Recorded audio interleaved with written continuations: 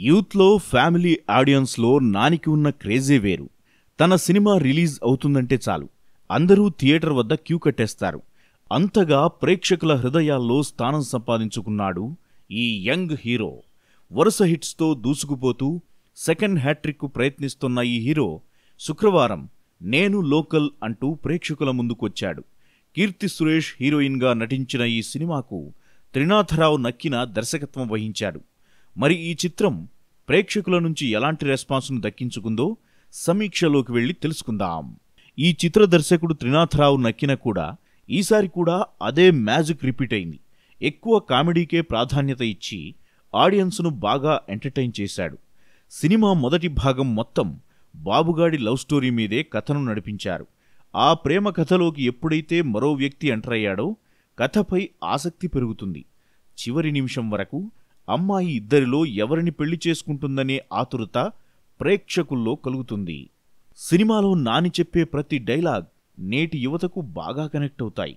చదువు గురించి, ప్రేమ గురించి నాని చెప్పే డైలాగ్స్ క్లాప్స్ కొట్టిస్తాయి. పక్కా మాస్ కుర్రాడు. తన ప్రేమను గెలిపించుకునే పాత్రలో నాని జీవించేశాడు.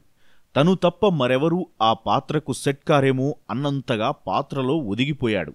అయినా ఇలాంటి పాత్రల్లో అవలీలగా నటించడం నాని ప్రత్యేకత. కీర్తి సురేష్ చాలా చోట్ల బొద్దుగా కనిపించింది. కొన్ని సన్నివేశాల్లో ఆమె ఎక్స్ప్రెషన్స్ ఆడియన్స్కు కనెక్ట్ కావు. నవీన్ చంద్ర తన పాత్రకు న్యాయం చేశాడు. రియలిస్టిక్గా నటించాడు. పోసాని కృష్ణమురళి ఆడియన్స్ను అక్కడక్కడా నవ్విస్తాడు. సచిన్ ఖేడ్కర్ హీరోయిన్ తండ్రిగా బాగా నటించాడు. రఘుబాబు, ఈశ్వరిరావు తమ పాత్రల పరిధుల్లో ఓకే అనిపించారు. టెక్నికల్గా కూడా సినిమా బాగుంది. దేవిశ్రీ తన మ్యూజిక్తో మెస్మరైజ్ చేశాడు. బ్యాక్గ్రౌండ్ గురించి ఇక చెప్పక్కర్లేదు. సినిమాటోగ్రఫీ, ఎడిటింగ్ ఇలా ప్రతి విషయంలో ఎంతో కేర్ తీసుకున్నారు. నిర్మాణ విలువలు బావున్నాయి. అయితే కథలో తరువాత ఏం జరగబోతుందనే విషయాన్ని ఆడియన్స్ ఊహలకు అందకుండా ఇంకాస్త జాగ్రత్త పడాల్సింది. మొత్తానికి నేను లోకల్ అంటూ వచ్చి తన ప్రేమ కథను గెలిపించుకున్న బాబుగాడి ప్రేమ కథ యూత్కు మాత్రం బాగా కనెక్ట్ అయింది.